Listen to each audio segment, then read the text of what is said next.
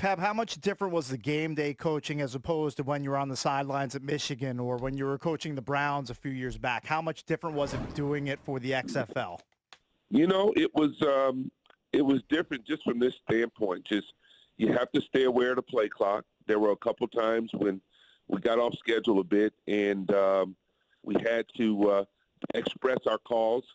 And but other than that, I thought the officials were great with regards to just communicating with us when they were having those TV timeouts that got somewhat long at times. But it was great. It was great. It was exciting to see our players excited about just playing in front of the fan base. What did you think about the just the media coverage in general during the game? Diana Rossini running around doing interviews with the coaches and players during the game. Was that a distraction? I know you expected it, but was that okay? Were you okay with that?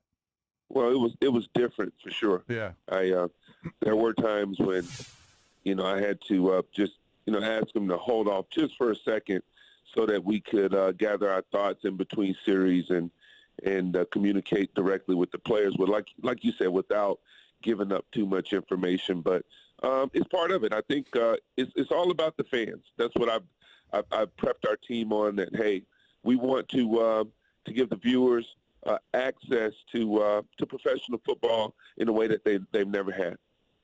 All right, so talk about your quarterback play. Cardale looked pretty good at times. Yeah, he made plays for us. And we expected that. He's one of our known commodities. And there were a lot of guys that were, kind of finding their way over the course of the game. And Cardale, early in the game, he really extended plays and made plays with his legs that surprised a lot of people because he's such a big man, 6'5", 255 right now.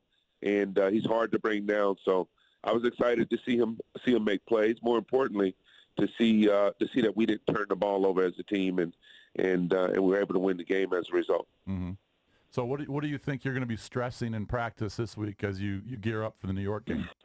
Well, they're a good football team. I don't know if you guys had a chance to watch them play yesterday. They took the ball away from the Tampa team 3 times. They create turnovers. They have 4 sacks. So they have a tough defense. We knew going into it, just week 1, really as a league, it was going to be a filling out process. It's like a prize fight.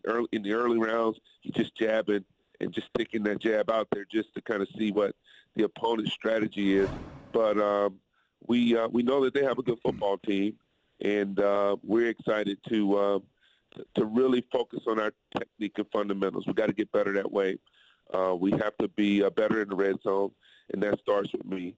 But we're back to the drawing board. We're going to work our tails off. Mm-hmm. Do you know when you have your conversions, you can choose for 1, 2, or 3, do you have a chart? You going to go by gut? You ever going to think, you know what, let me just go for the 3 every time? Do you have some analytics people who say, just go for the 3 every time? Well, we have, of course, we have a chart, and we have statistical support for when you should go for 1, 2, or 3. But think of it this way: just the traditional 2-point play in the NFL. It's hard. It's hard to get 2 yards, believe it or not, when you're forced to be somewhat one-dimensional. There's just not a lot of space to throw the football, and so you have to be able to mix the run and the pass, or include your quarterback in running the football in some of those situations. From the 10-yard line, you guys can scheme up ways to defend a one-play attempt from the 10. Just have everybody stand on the goal line. They're not going to run the football, right? Right. So, you're probably realistically not going to see the 3-pointers until it's a got-to-have-it situation. Talk about the last few minutes of the game when it's 31-19. They kick the field goal. You guys run into the kicker. I can't remember what player that was. You give them an automatic first down, give them some life. I don't know. There's probably 6 minutes left at that point in the game. But then the next, I think the next play they fumble, and you guys recover, and that was the difference in the game. But that was an interesting little sequence. Well, we had a few of those. We had a personal foul on a critical 3rd down situation where we would have gotten the ball back late in the game, and one of our team captains made a bonehead play and a bonehead decision, and and put us in a tough position. But our guys are resilient. You know, it's good to see that our guys were able to stay together. We knew that there would be ebbs and flows throughout the game, and just focus on winning each play. You know, I always tell our guys, I say, listen, guys, we got to win 65 plays within the game. Each play is a game within the game. So we hit reset after each play and focus on the next play. And luckily enough, we won more plays than we lost in this game, and the end result was 31-19.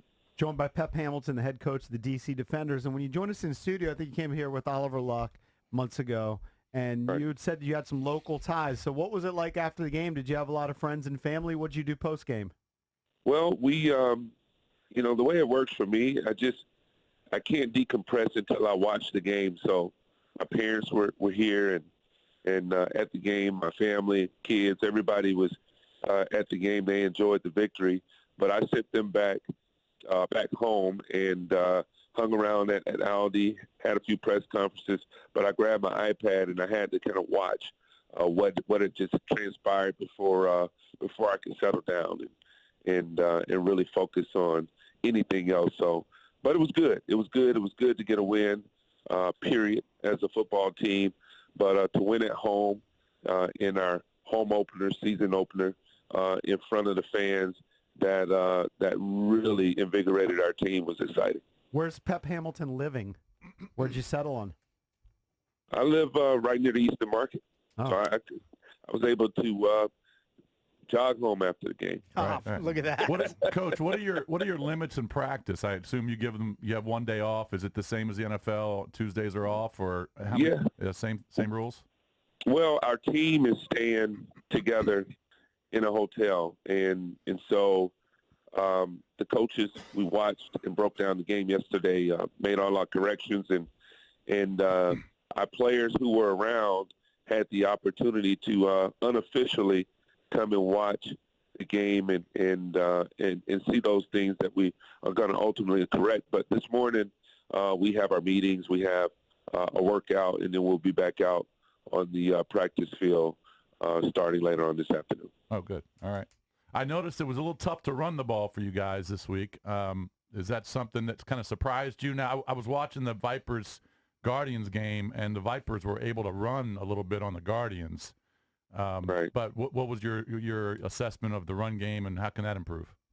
No, you're right. We got to clean that up. We have to do a better job of running the football. We don't want to be a one-dimensional football team, we do not want third and long situations. We were fortunate that Cardell made some big plays for us on third and long and extended drives for us. But you got to be able to run the football. That's going to open everything else up. But that boils down to us, having better technique and fundamentals throughout our offense. And so we're going to get that cleaned up. All right, good. Well, thank you, Coach. We appreciate it. Congrats on an awesome first week. Keep it going.